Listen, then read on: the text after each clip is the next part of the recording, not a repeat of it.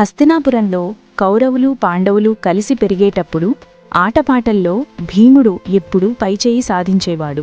ఒక్కడే 100 మంది కౌరవులను ఈడ్చుకుంటూ వెళ్లేవాడు. చెట్లు ఊపి వారిని కింద పడేసేవాడు. ఇది చూసి దుర్యోధనుడు భరించలేకపోయాడు. భీముడు ఉంటే నేను ఎప్పటికీ రాజును కాలేను, వాడిని ఎలాగైనా చంపాలి అని నిర్ణయించుకున్నాడు. దుర్యోధనుడు ఒక ప్లాన్ వేశాడు. గంగానది తీరాన ప్రమాణకోటి అనే చోట ఒక పెద్ద విందు ఏర్పాటు చేశాడు.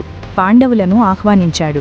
భీముడికి ఇష్టమైన ఆహార పదార్థాలలో కాలకూట విషాన్ని కల్పించాడు. ఏమాత్రం అనుమానం లేని భీముడు ఆ ఆహారాన్ని ఇష్టంగా తిన్నాడు. విషం ప్రభావంతో భీముడు స్పృహ తప్పి పడిపోయాడు. అప్పుడు దుర్యోధనుడు తన తమ్ముడు దుశ్శాసనుడి సహాయంతో భీముడిని తీగలతో గట్టిగా బంధించి గంగానదిలో పడేశాడు. భీముడు నీటి అడుగున నాగలోకానికి చేరుకున్నాడు. అక్కడ ఉన్న విషసర్పాలు భీముడిని కరిచాయి.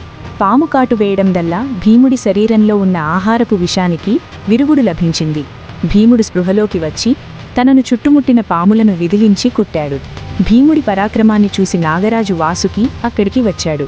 అక్కడ ఆర్యకుడు అనే నాగశ్రేష్ఠుడు భీముడిని గుర్తుపట్టాడు. తన బంధువు అని తెలిసి నాగరాజు భీముడిని సాదరంగా ఆహ్వానించాడు. నాగరాజు భీముడికి ఒక అద్భుతమైన వరాన్నిచ్చాడు. అక్కడ అమృతంలాంటి 8 పాత్రల రసాన్ని భీముడికి తాగమన్నారు. ఆ రసంలోని ఒక్కో బొట్టులో 1000 ఏనుగుల బలం ఉంటుంది. భీముడు ఆ 8 పాత్రల రసాన్ని ఒక్కసారిగా తాగేశాడు. దీనివల్ల భీముడికి 10,000 ఏనుగుల బలం లభించింది. ఆ తర్వాత భీముడు అక్కడ 8 రోజులు గాఢ నిద్రలో ఉండిపోయాడు. 8 రోజుల తర్వాత మేల్కొన్న భీముడు మరింత తేజస్సుతో అనంతమైన బలంతో నిద్రలేచాడు. నాగరాజులు భీముడిని ఆశీర్వదించి మళ్లీ గంగానది ఒడ్డుకు చేర్చారు. అప్పటికే భీముడు కనిపించలేదని కుంతి మిగతా పాండవులు ఏడుస్తూ వెతుకుతుంటారు.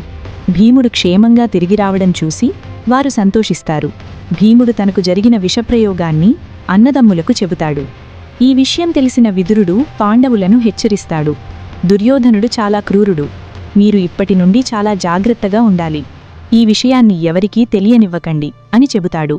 భీముడు తన కుత్తబలాన్ని దాచి ఉంచి సమయం కోసం వేచి చూస్తాడు.